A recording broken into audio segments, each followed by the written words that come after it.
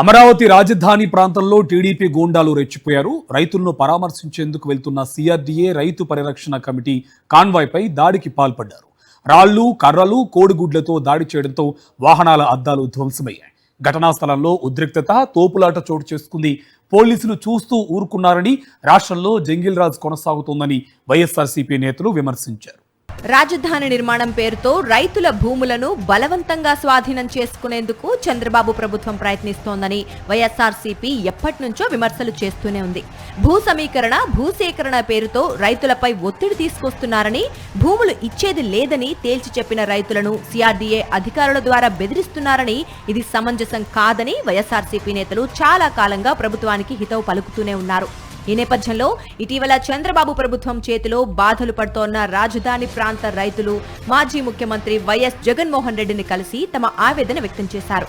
రైతుల న్యాయ పోరాటానికి అండగా నిలవాలని వారు కోరటంతో పరిస్థితులను పరిశీలించి బాధితులకు మద్దతివ్వటానికి సిఆర్డీఏ రైతు పరిరక్షణ కమిటీని ఏర్పాటు చేశారు వైఎస్ జగన్. ఈ కమిటీలో మాజీ మంత్రులు అంబటి రాంబాబు, పేర్ని నాని, ఎమ్మెల్సీలు లేళ్ల అప్పిరెడ్డి, మొండితోక అరుణ్ కుమార్, ఎన్టీఆర్ జిల్లా అధ్యక్షుడు దేవినేని అవినాష్, మంగళగిరి సమన్వయకర్త దొంతిరెడ్డి వేమారెడ్డి, తాడికొండ సమన్వయకర్త డైమండ్ బాబు సభ్యులుగా ఉన్నారు. రాజధానికి భూములు ఇచ్చేది లేదని అన్నారని రైతులపై కక్షగట్టిన చంద్రబాబు ప్రభుత్వం పెనుమాకలో కొండవీటి వాగు గట్టు తెంపి రైతుల పొలాలను ముంచేసింది. అంతేకాదు, భూములు ఇవ్వని రైతుల భూముల్లో ఇతరులకు రిటర్న్ ప్లాట్లు కేటాయించింది. ఈ నేపథ్యంలో రైతులు పడుతున్న కష్టాలను, వారి సమస్యలను తెలుసుకునేందుకు, క్షేత్రస్థాయిలో పరిస్థితులను పరిశీలించేందుకు సిఆర్డీఏ రైతు పరిరక్షణ కమిటీ పెనుమాకకు బయలుదేరింది. ఈ విషయం తెలుసుకున్న టీడీపీ గూండాలు దాడులకు పాల్పడ్డారు. అత్యంత భయానకంగా వ్యవహరించి రాక్షస రాజ్యాన్ని తలపించారు. కాన్వాయ్పై రాళ్లు, కర్రలు, కోడిగుడ్లతో దాడి చేసి వాహనాలను ధ్వంసం చేశారు.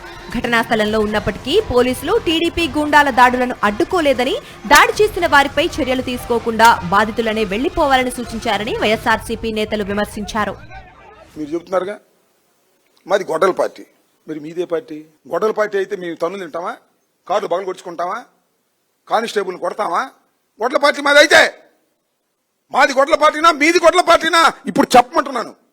నారా చంద్రబాబు నాయుడు గారిని, లోకేష్ గారిని, ఒక కానిస్టేబుల్ మీద ఇంత పెద్ద రాయి వేస్తే అతను పడిపోయాడు.